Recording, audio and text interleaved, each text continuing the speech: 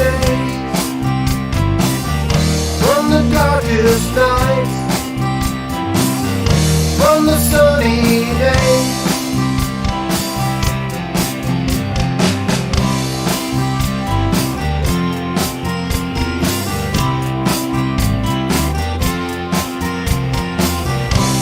I hope you learn something. I hope you learn something. I hope you learn something from the stormy seas, from the brightest days, from the darkest nights, from the sunny days.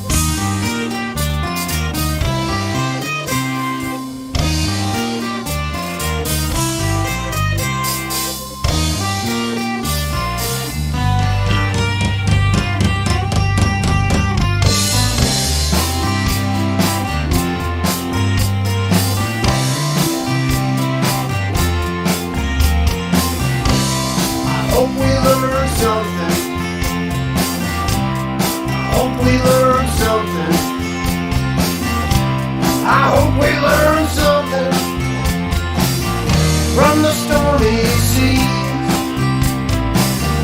from the brightest days,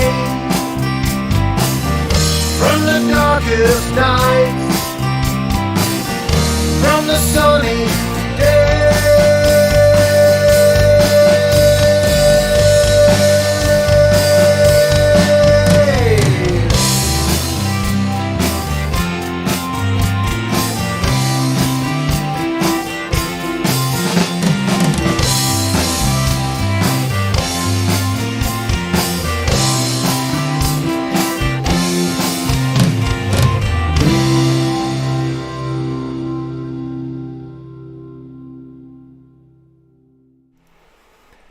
Howdy, howdy, howdy. Welcome to the All Hat No Cattle Daily News Rodeo, live on YouTube, Trovo, and DLive. I am your host, Hat. And do not forget, YouTube has demonetized us, so when you get the chance, please check us out on www.dlive.tv/AHNC. The link is in the pinned comment on YouTube. And of course, you know where you're at on DLive already, and Trovo, you can find us just fine. DLive is the place where the chat's happening. I certainly do not discriminate against any of those channels, but DLive is one that's my favorite and has been for quite some time. I want to thank everyone for being here. Hello to Laura in the chat. Very nice to see you. Yes, Laura, for those of you who weren't in the chats earlier, President Donald J. Trump has put out his own website. It is called www.45office.com. Those are the numbers, 45, not the word. And it is quite nice, very good. There's a comment section.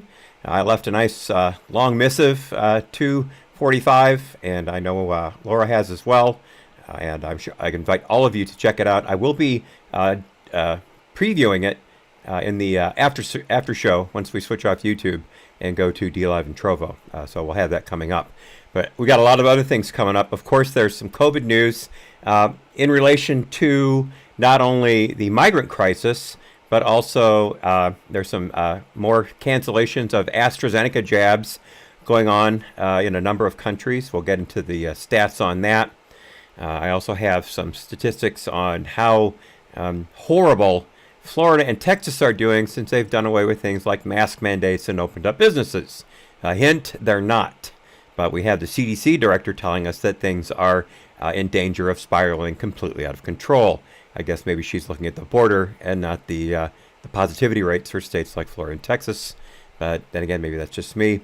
Also, we have a little bit about the San Diego Teachers Union deciding that it's okay to teach illegal immigrant kids at the San Diego Convention Center live, but the San Diego citizens still have to watch their kids learn remotely because, as we all know, that's a thing.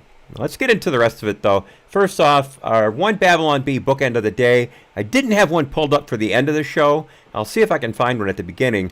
Pardon me, when we get there. As it stands right now, I only had this one that was worthy of including today, which is a rarity for Babylon Bee. But this is the one on the left from their entertainment section. Hollywood screenwriter unsure how to inject woke politics into movie about a giant monkey punching a giant lizard. And here we have an inset picture of the movie poster from King Kong versus Godzilla. all hot and heavy and ready to go, with Godzilla throwing an overhand right. Pardon me, with King Kong throwing an overhand right, but his left hand is not protecting his chin, so really bad pugilistic form there. And Godzilla, for some reason, is leaning into the punch. I don't know what's going on there at all. But next to the inset, we have a young millennial who is scratching his head, trying to write out a screenplay, both in long form and on a laptop, and it doesn't look like he's doing well. Dateline Los Angeles, California. Albert Scott is a Hollywood screenwriter and as someone with important influence on the American public, it's his job to inject woke politics into blockbuster movies, completely ruining the movie-watching experience for people who watch a movie just to forget about the world for a little bit. But the latest movie he's working on has given him some trouble. Explained Scott, the movie is about a giant monkey fighting a giant lizard. I'm really stumped on how to get anything about structural racism in here at all. I mean, they're just picking up buildings and hitting each other with them. I don't know what to do with this. Close quote. In the olden days, Scott would have been happy to put some basic liberal politics in the movie by using Godzilla for an anti-nuclear message, but that doesn't meet the larger demands of progressive politics these days. Quote, it's like, can I make one of them trans and that's why people are so scared of them? Does that make any sense? Scott is used to woke messaging, completely grinding a movie to a halt, but due to his integrity as a screenwriter, he at least wants it to be somewhat organic. Quoting Scott again, maybe it can be revealed that Godzilla can talk, and then he gives a lecture on whiteness. Scott thought about it some more. No one is going to stand there listening to that when buildings are collapsing around them. Scott fell onto his desk in defeat. Final quote, this movie is too awesome for me to ruin! Exclamation point. Close quote. Poor Albert Scott. I understand that Godzilla versus King Kong, or is it the other way around? I don't follow movies anymore. I understand it did pretty well, pretty good numbers after its release. So I'm all for that. I'm all for movies making money if they're good. All right, let's jump into the market. It has just closed, and the Dow Jones barely stuck in above the 33,000 mark today, closing at 33,066 and change, a 0.32% drop for the trading day. There was a sharp sell-off right near the end of business, and then there was a quick buyback and a tail off at the end. The S&P 500 and the NASDAQ were also down fractions. Gold fell below $1,700 an ounce for the first time in a while, closing down almost a full 2%. Oil actually closed at $60.40 per barrel of West Texas Intermediate Sweet Crude. That's down almost a full 2%. And Bitcoin actually had a bit of a rally today, and it is currently just under 59,000 per coin at 58,708 and change. All right, continuing right along. So one of the things that's been getting really big news lately is certain types of green and social investing. There's a particular term for it. Let me remind myself here. It's called ESG, for Environmental, Social, and Governance Corporate Policy, ESG. The SEC has said they're going to start putting effort into watching corporations toe the line when it comes to ESG. And the largest investing firm in the world, BlackRock, has been pushing ESG for some time now. They are definitely leaning on their investors to follow the lead and divest from fossil fuel stocks and move into green energy stocks. There is a bit of a hang-up, though. I've got this article here from Yahoo Finance today, lifted out of The Guardian, written by Dominic Rush, or is it Rush? I'm not sure. It's spelled with an E at the end. And it's entitled, Green Investing is Definitely Not Going to Work, says ex-BlackRock executive. Now, this executive is Tariq Fancy. And Tariq was in charge of investments at BlackRock for about a year. And then he quit to start a nonprofit that promotes learning centers across the world for impoverished and other low-income areas. A very laudable goal. God bless him. He made his money, and now he's doing something with it. I can't think of a better way to run your life, and I'm very, very happy for the man. And I'm especially happy he got out of BlackRock, because I have a lot of problems with that group as a whole. I think they are part of the Great Reset, and I shouldn't say any more than that, or YouTube's going to cut me off at the knees. Anyway, so Mr. Fancy had this interview with The Guardian, and he's talking about how he feels that the green energy push is not going to yield any actual results when it comes to climate change. And his reasoning is very simple. Corporations and therefore investors are in the market to make money. That is their job, to make money. And if there's no money to be made in going green, then they're not going to do it.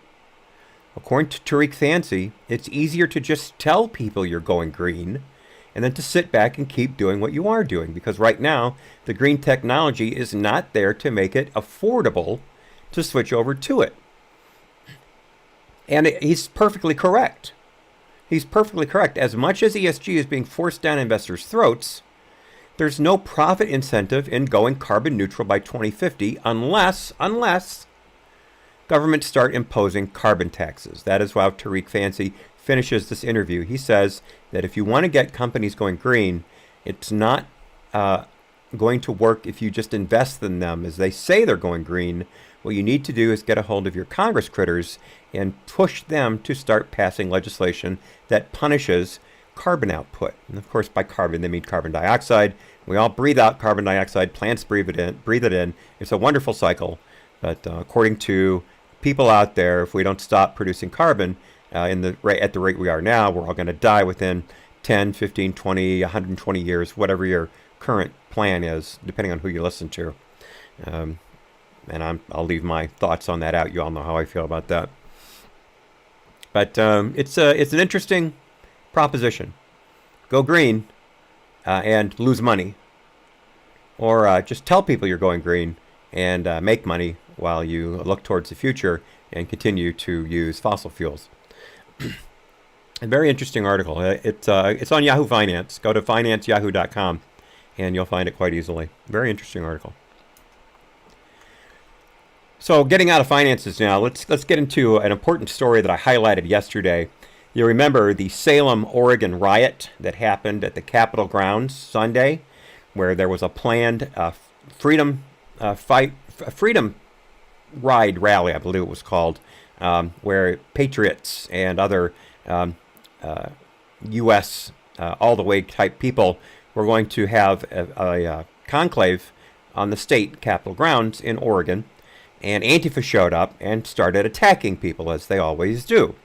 And I played a video of a gentleman. You can see his picture here in the article. This is written by Zachary Steiber for the Epoch Times.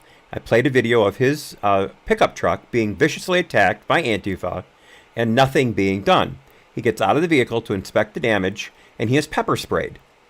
He retrieves a handgun, comes around to the front of the vehicle, I should say the side of the vehicle, as you see here in this picture, with the handgun pointed at the ground in his right hand. And then within about 15 seconds, he is on the ground with a gun pointed at him by a Salem police officer. They couldn't be bothered to intervene when his truck was being demolished, but as soon as he tried to defend his property, he was on the ground in handcuffs. And we talked about that at length. Well, good news, he was not arrested. He was detained, The police looked over what had happened and realized that he had done nothing wrong. He was protecting his property. He did not point that gun at anyone, so there was no threat of deadly force beyond displaying the weapon. He is a licensed concealed carry holder in the state of Oregon. He did absolutely nothing wrong, and he has not been arrested. He has not been charged with any crime.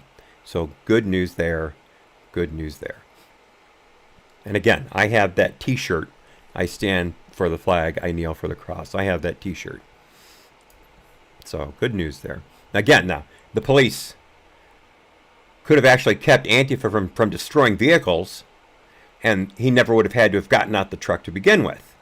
As we all know, in the Pacific Northwest, you only intervene when someone threatens Antifa with violence, not the other way around. There were 3 or 4 arrests, ultimately. And this article, again from the Epoch Times by Zachary Cyber, quotes Andy Ngo as saying that a number of the people who were arrested are Antifa regulars who show up at these events all the time. And one of them has been arrested at Oregon events before. In fact, several of them have. But of course, they're not in jail because why would that happen? We don't punish people on the left, only people on the right. Excuse me just a second. I don't have the YouTube chat up. I forgot to put that up there. There we go. All right, no one in it yet. Okay, so speaking of the Pacific Northwest and lawlessness, I've got another article from the Epoch Times. This one from Janita Khan. I hope I'm pronouncing that right, Ms. Khan, about enforcement of federal law in Portland, namely what's been happening to federal property in Portland since May of last year, when they have been attacked, tried to have been burned down with federal employees inside them, defaced with graffiti, fire set on protective coverings, things like that, windows being broken, accelerants being poured into the broken window, and then fireworks being shot in to try and ignite, again, with people inside at the time.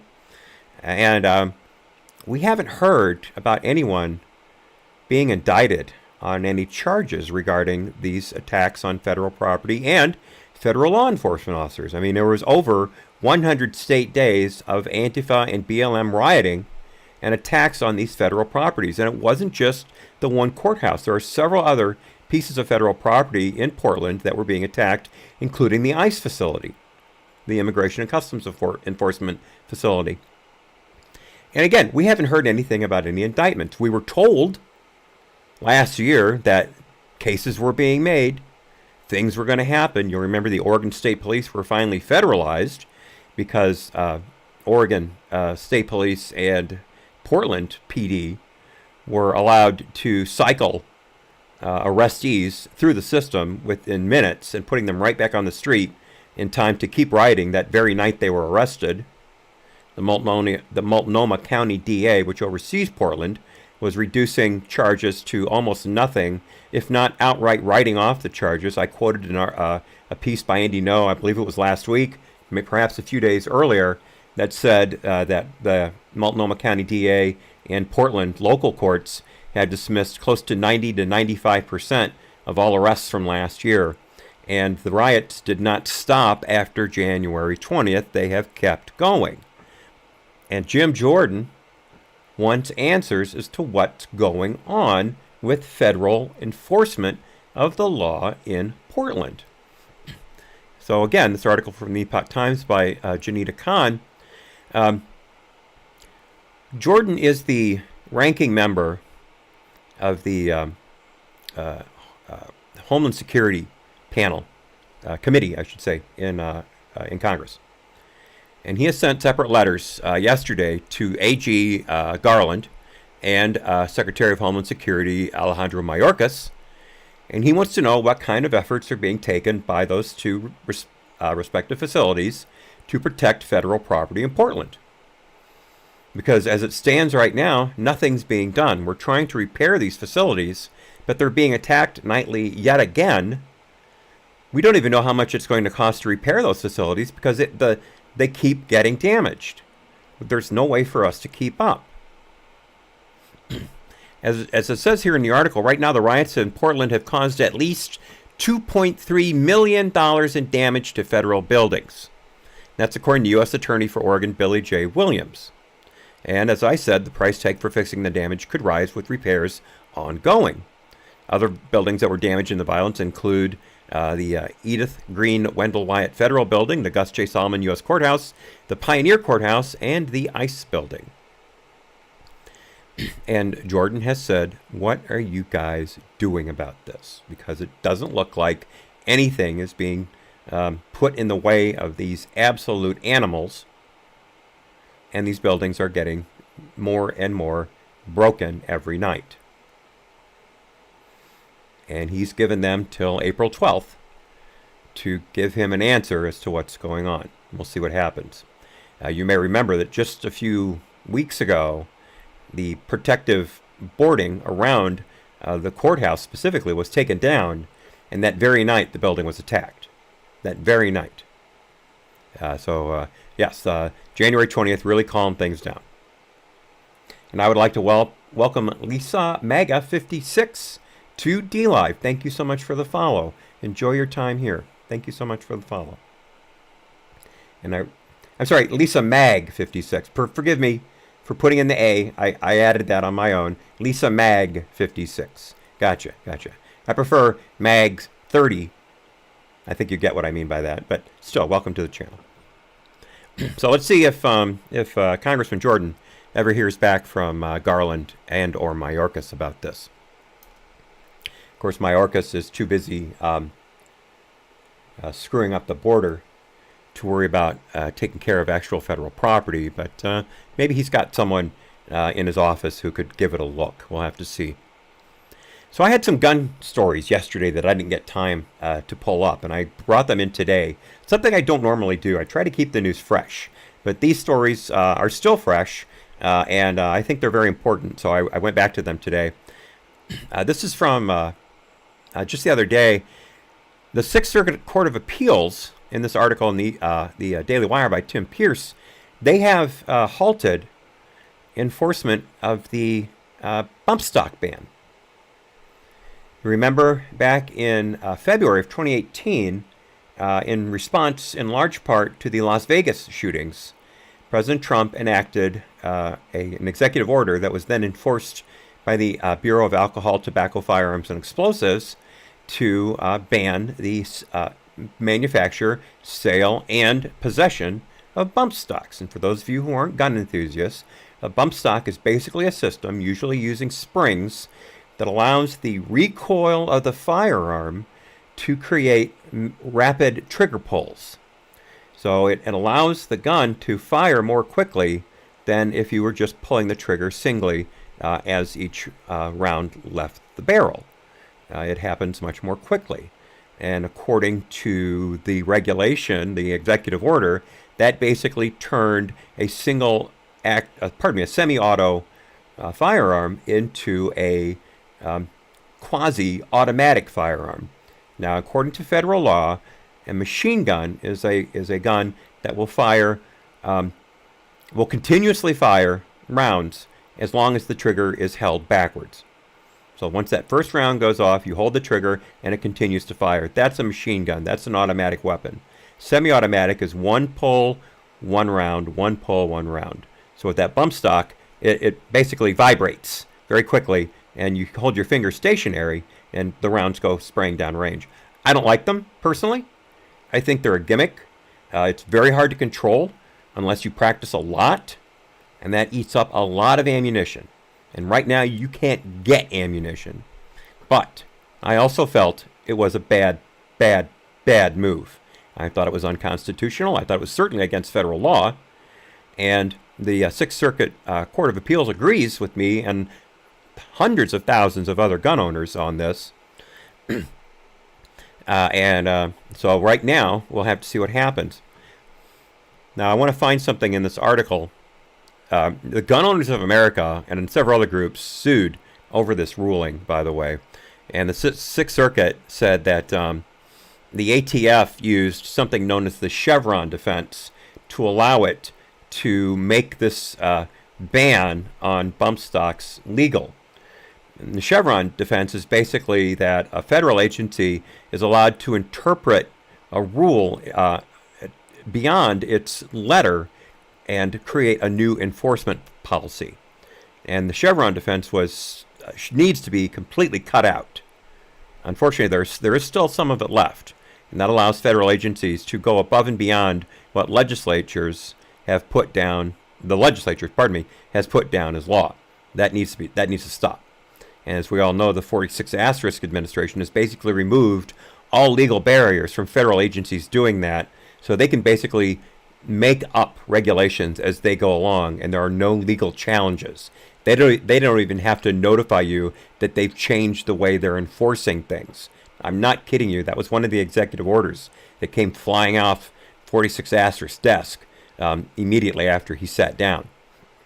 completely destroying all of the Trump regulation pullbacks, completely destroying them and even making it worse. So again, the Sixth Circuit decided that the Chevron defense is not legitimate according to what the ATF is doing.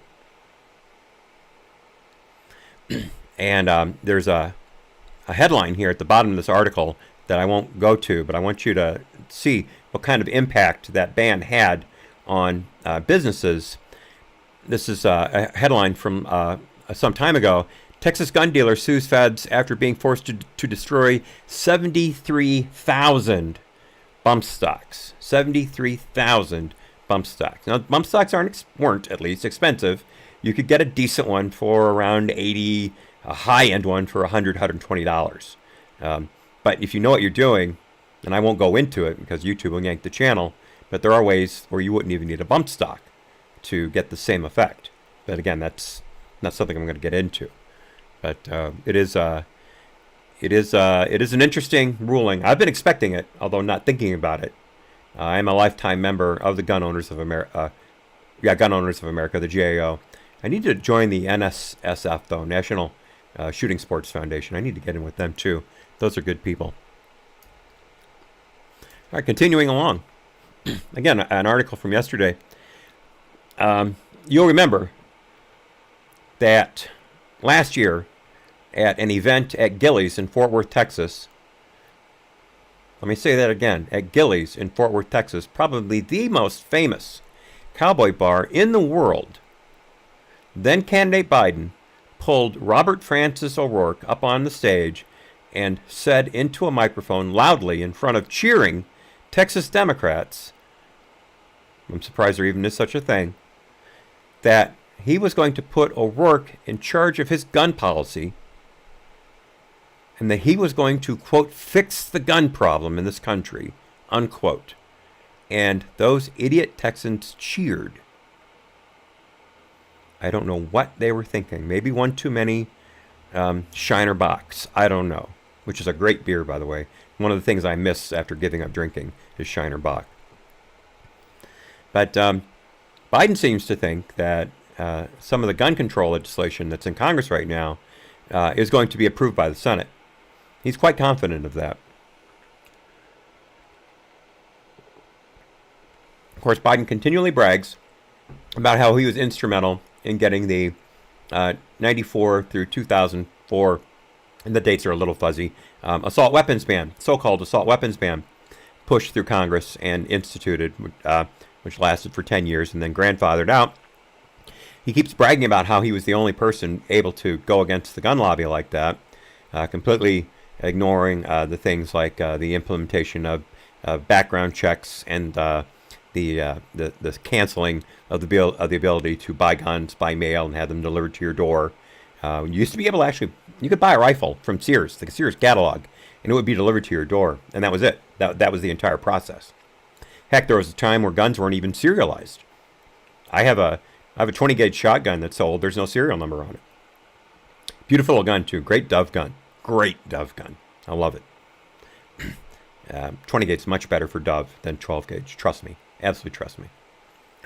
But Biden's been bragging about getting the AWB through, even though it did absolutely zero to decrease gun crime. Absolutely zero. There was no statistically significant change in gun crime at all during the AWB, but he brags about it anyway. But there are no Republicans who are behind either H.R. 8 or the other gun control bill, whose number I forget at the moment, that are out of the House right now and sitting waiting for a vote in the Senate. H.R. 8, people keep describing as a background check bill. It is anything but. It does include universal background checks. Even if you loan a gun to someone, you would have to have an FFL, Federal Firearms Licensee, run a background check and make you fill out a. Actually, I don't know if you'd have to fill out a 4473 or not, but you would have to go through a NICS background check. And so you'd have to pay for your mileage, and you'd have to pay for the background check in order to make that transaction. As it stands right now, private sales do not require background checks. And I have bought several guns privately, including one that I have very close to me right now, my Colt 45 caliber Combat Commander, which I love dearly. It was tuned up to the nth degree by one of the great pistol smiths in America, Jim Garthwaite. He was Pistol Smith of the Year back in, I think, 2005, 2006. And he turned that little problem child into one of the best pieces of metal in America right now. Trust me, it is absolutely outstanding. But Biden seems to think he's got the votes to get these insane bills through Congress. H.R. 8, by the way, would also require massive taxes on gun ownership, a number of insane things like having to undergo psychological testing. There would be family and friend interviews of anyone who wanted to buy a firearm. It just goes on and on and on. It is the most insane gun-grabbing bill you have ever heard. It would completely freeze low-income people out of owning guns, which is kind of funny because the NRA was founded specifically to protect the gun rights of black Americans in the South. A lot of people don't know that. The NRA was founded by a former Union general, a former Civil War Union general, because the Democrats in the South were trying to take away the gun rights of blacks, former slaves, because they were firing up the Klan and they didn't want the Klan getting hurt as they terrorized these people. You may also know that the Klan killed a very large number of white Republicans during the Reign of Terror in the late 1800s, early 1900s. A lot of black Republicans were killed as well. A lot of people don't know about the white Republicans who were killed by the Klan. There were many of them.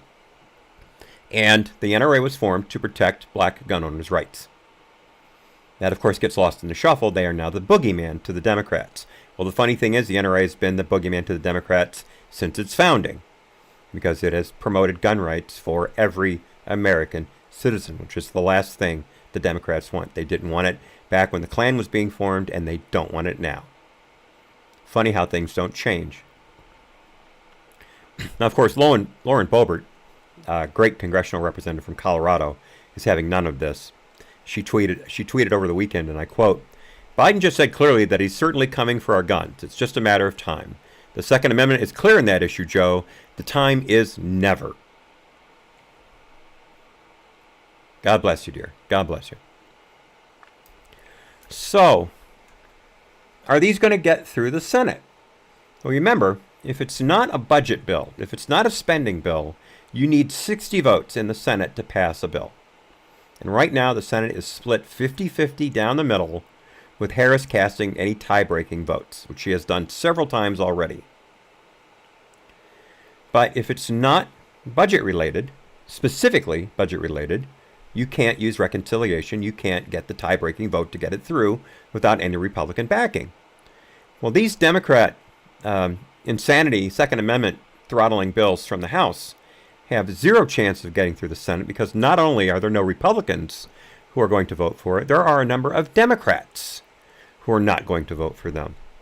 I have an article here from the Free Beacon, written by Stephen Gutowski. I love that name, Stephen Gutowski, although he does spell Stephen wrong. God bless him. It happens in the best of families. But not only is a Republican like Susan Collins, senator from Maine, opposed to this bill, at best, moderate Republican, at best. But you've got a couple of Democrat senators who are deadly opposed to H.R. 8 and the other follow-up bill. And that's Joe Manchin and John Tester, Democrats from West Virginia and Montana, respectively. They are not for these bills. There is one bill that does have a chance of getting through, and that is a background check bill that was proposed back in 2013. Pat Toomey, the Republican senator from Pennsylvania, he was a co-sponsor of that bill, and it specifically closed the ability to make private sales without a background check. And Toomey got a fair amount of bipartisan support for that bill. It did not get enough. Again, it needed 60 votes, and he had about 8 or 9 Republicans on board with him. But there is a chance that Toomey's previous bill will get reintroduced. And that does have a slight chance of making it. We'll have to see. I am of two minds when it comes to universal background checks. I see the reasoning behind it. I mean, the guys who sold me my sniper rifle and my combat commander, respectively, they didn't know a thing about me, except that I wanted the guns. In fact, the combat commander was a complete pig in the poke. I bought it without firing it, and it turned out to be a complete piece of crap. Spent a lot of money tuning it up, but now it's perfect. Absolutely perfect. It cost a lot of money. I paid top dollar for it when I bought it, and then I paid top dollar to have it fixed. And the rifle, that's my sniper rifle, and man, you can't miss with that thing. I'm really bummed that I'll probably never be able to shoot it again, but that's another story. So anyway, so Senator Toomey has a chance of getting that 2013 background check on the floor of the Senate. We'll just have to see if it's going to pass. You'll have to remember that gun sales have set massive records since last year. January and February set records yet again. And many of those gun buyers are first-time gun buyers, which means many of them are liberals. So that means there's a lot of Democrats out there, Democrat representatives, Democrat senators, who have constituents who don't want to see their gun rights taken away. Now that they're gun owners, they have skin in the game.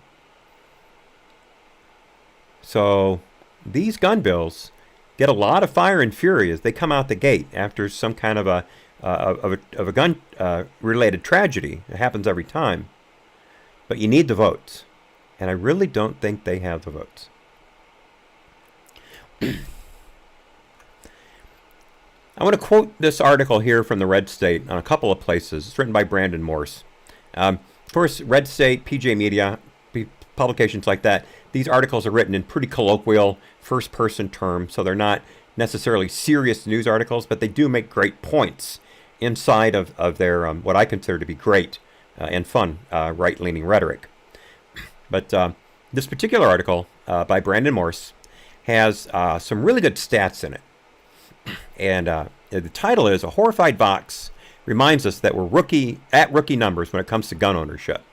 Now, that is a bit tongue-in-cheek. America does have the highest rate of gun ownership of any country, period.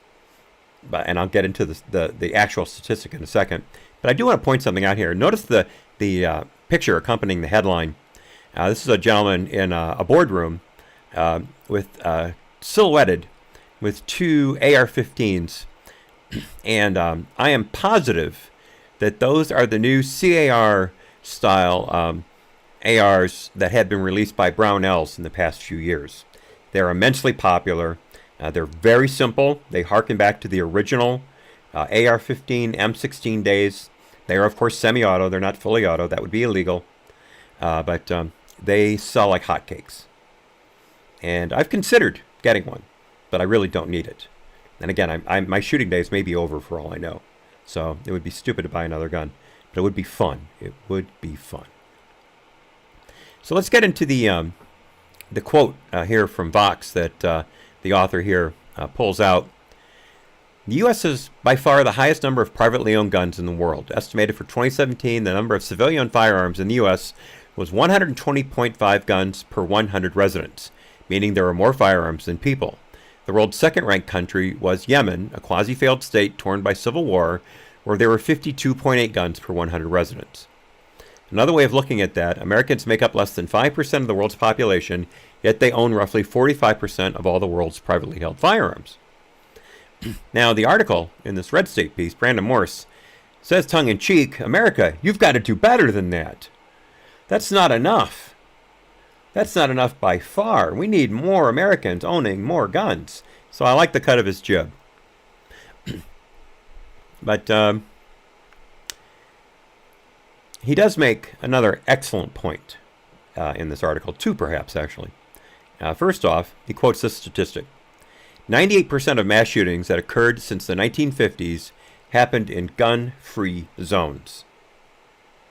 98%. Okay, let that sink in. Gun-free zones. Which means it's illegal to have a gun within the boundaries of that zone, unless of course you're a criminal, in which case you don't care about what the sign says. You'll do drugs within 50 feet of a schoolyard, and you'll certainly carry a gun wherever you want to, whether or not the rules say you can't. Kind of how criminals operate. It's called breaking the law. Not doing something different, breaking the law. Another great stat from this article, though.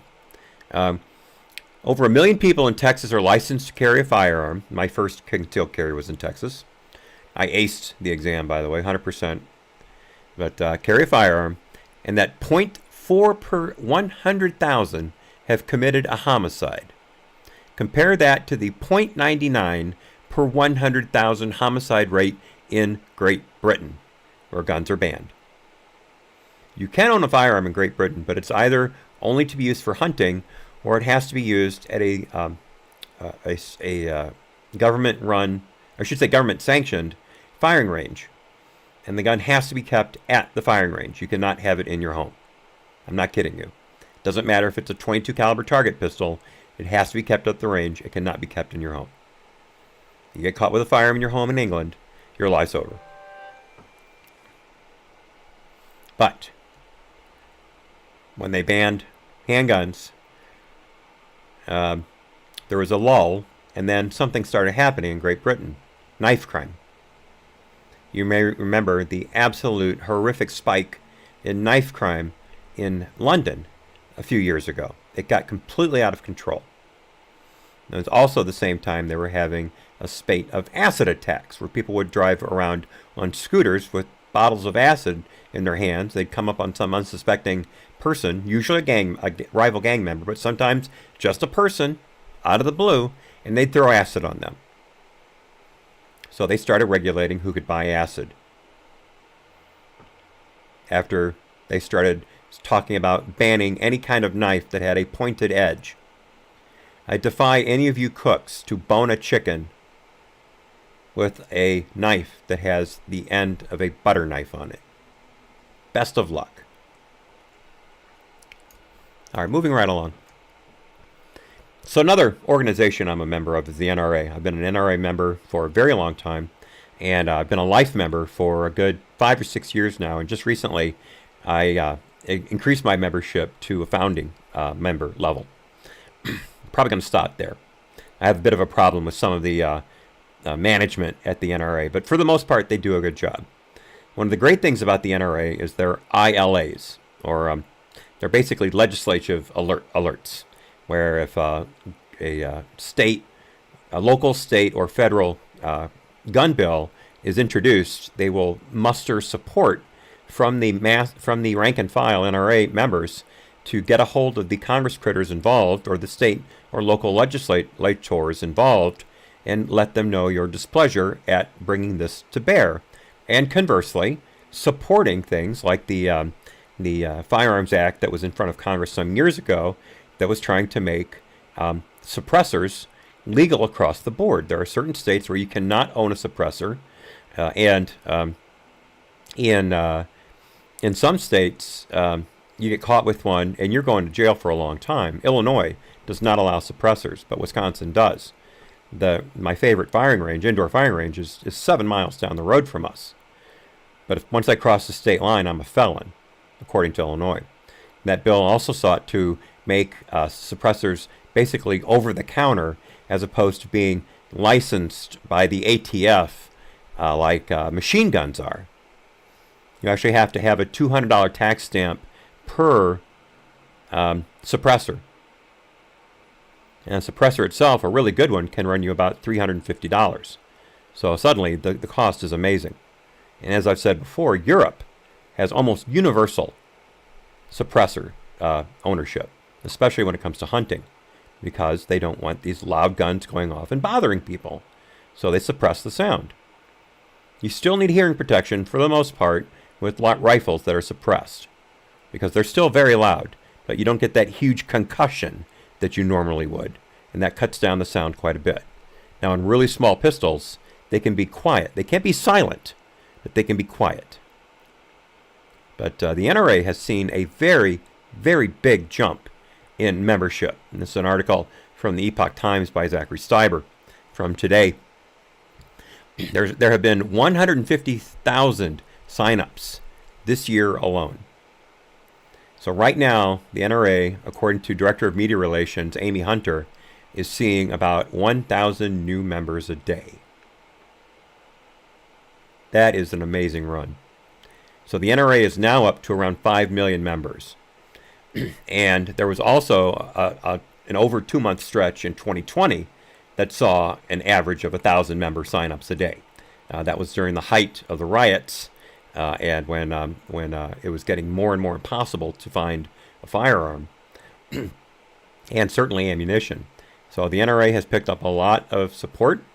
Now here's the thing. People only think about the NRA as being the organization that screams, rips its clothing, gnashes its teeth when gun legislation is introduced. That's not its entire raison d'etre, or d'etre, or however you pronounce that French word.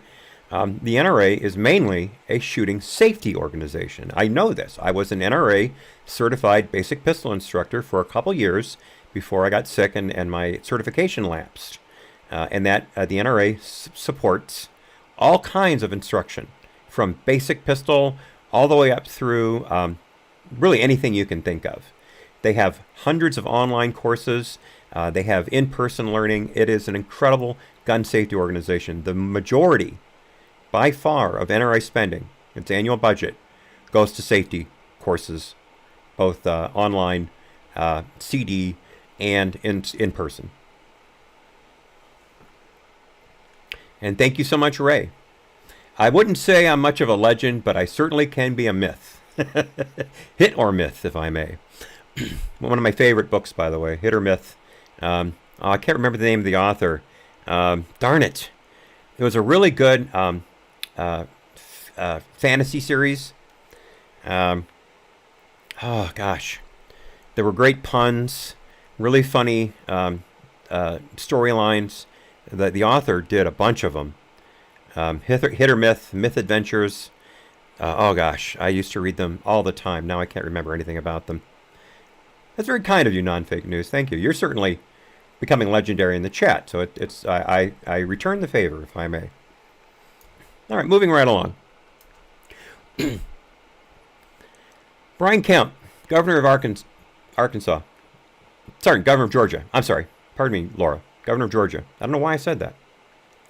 Brian Kemp has come out big time against Stacey Abrams in just the past few days. We all know Stacey Abrams has been the poster child for the Democrat Party ever since she started promoting what turned out to be, in some instances, illegal voter sign-ups leading up to the 2020 November election and the 2021 January runoff for the Senate seats in Georgia, which we lost, both of them, unfortunately. And I blame Kemp and Secretary of State Raffensperger for that personally. But Stacey Abrams and Raphael Warnock, one of the Georgia's newly minted senators, are under investigation for election law violations in regards to their sign-up efforts, like enlisting people from out of state to register and enlisting illegal voters in Georgia to register. So they are under investigation for that. But Governor Kemp leaves that out in this particular piece. He was on Breitbart News Sunday on SiriusXM. This is an article from Breitbart by Ashley Oliver. And during that interview, Governor Kemp says that Abrams is out there spreading lies about the latest Georgia election reform bill in order to, quote, pad her bank account. Now, you'll know that SB 202, as it's been called, which did a number of things to shore up voter rights in Georgia. It extended early voting, for instance. It also finalized certain voting times on weekends for weekend early voting. There were some inconsistencies as to what certain counties did as far as opening times on Saturdays and Sundays for the weekend early voting. And of course, we were told that by none other than Sleepy Joe himself that the Georgia bill cut off all voting at 5 p.m., thereby making sure that anyone who was working on Election Day could not vote. You remember that. He said that twice, and I'll get into that in a second, specifically. But Governor Kemp told Matthew Boyle during this broadcast, Stacey Abrams is making a lot of money off this. She's getting billionaires and other people, and people that don't even have a lot of money, to give money to this cause, really saying things that are untruthful to pad her bank account.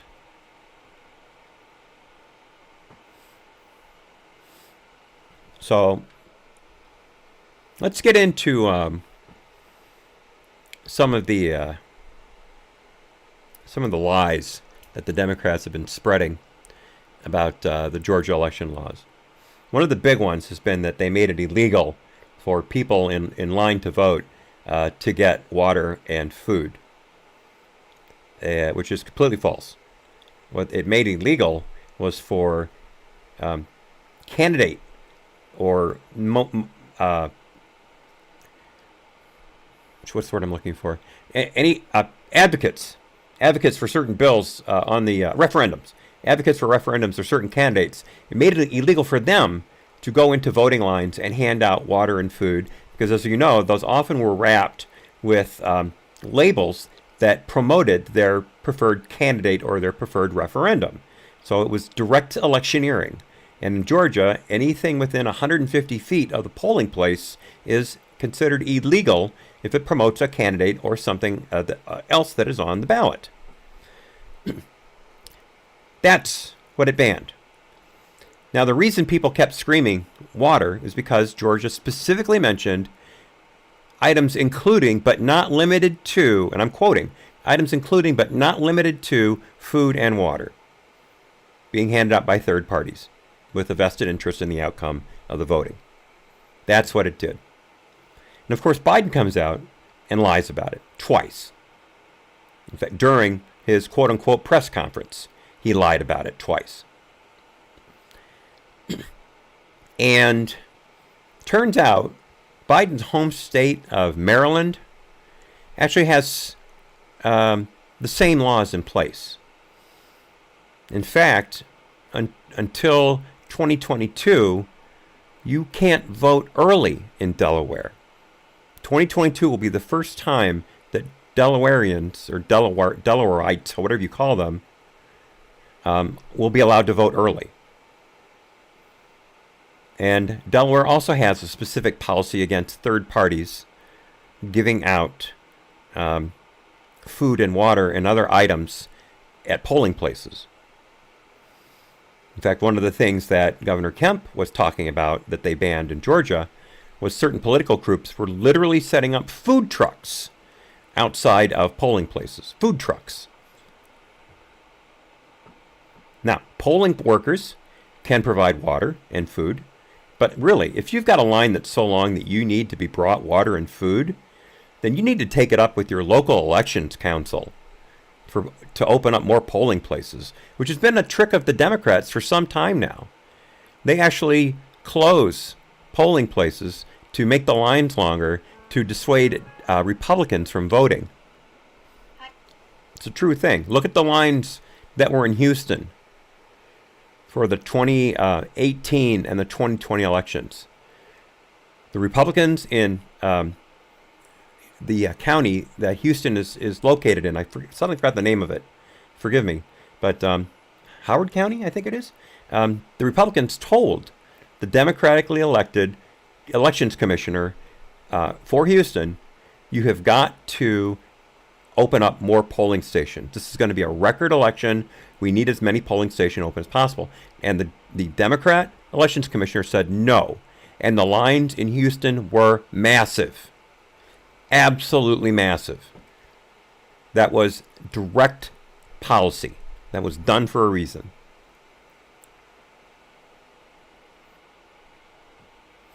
So, I've got two stories about the Washington Post, quote-unquote fact-checking these lies about the Georgia election law, Bill 202.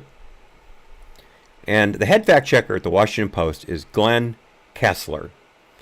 And you'll remember, earlier this year, Glenn Kessler came out and said that they were no longer going to be doing basically real-time fact-checking of the president because Trump was no longer in office. And there was no need to fact-check Joe Biden because reasons. Completely turning over and showing their soft pink belly to their Democrat overlords. So Glenn Kessler has been in the news twice in the last 2 days. Yesterday, he kind of screwed up when he fact-checked a story about Delaware prohibiting food and water at the polls. Specifically, his tweet read, "No, Delaware doesn't specifically prohibit food or water at the polls like Georgia." And as this article from the Post Millennium so correctly points out, written by Libby Emmons, by the way, Delaware's law doesn't mention food and water specifically, but the effect is the same. Food and water can be distributed by non-partisan poll workers, but cannot be handed out by campaign workers or partisan volunteers. So he got that wrong. Now, Kessler did make up for that today. He came out with a couple fact checks today against Sleepy Joe. And Kessler, quoting this article from the Daily Wire by Ryan Saavedra, Kessler honed in on two sets of remarks made by Biden last week. Biden on March 25th, quote, "What I'm worried about is how un-American this whole initiative is," referring to Bill 202. It's sick. Deciding that you're going to end voting at 5 o'clock when working people are just getting off work. And then the next day, Biden said, quote, "Among the outrageous parts of this new state law, it ends voting hours early so working people can't cast their vote after their shift is over." Now, Kessler reported, and I'm quoting, "On Election Day in Georgia, polling places are open from 7 a.m. to 7 p.m., and if you are in line by 7 p.m., you are allowed to cast your ballot. Nothing in the new law changes those rules." Again quoting, "However, the law did make some changes to early voting, but experts say the net effect was to expand the opportunities to vote for most Georgians, not limit them." And as I said, Bill 202 expanded hours for weekend voting and for weekday early voting. So everything the Democrats have been saying ever since this bill was introduced in the Georgia legislature have been complete lies. Complete and utter lies. And Biden stood there in front of the quote-unquote press corps Thursday of last week. We covered it live and lied about that bill twice. He lied about polls being closed at 5, and he lied about food and water being prohibited from being given to people in line. And you'll also remember he called this Bill 202, it makes Jim Crow look like Jim Eagle. I've yet to find anyone who knows what the hell he meant by that. That's right up there with lying dog-faced pony soldier. Right up there with it. All right. One more thing regarding that. Another thing that we heard about Bill 202 was that it was Jim Crow 2.0. And of course, Democrats are great at messaging. You have to give them credit for that. They own the language. Conservatives find themselves using left-wing language all the time because Democrats control the culture. It's unfortunate, but it's true. Excuse me. Liquid IV, by the way, the immunity boost. But I still have to do some more research on that before I'm going to talk about how well I like Liquid IV, but I am seeing some results.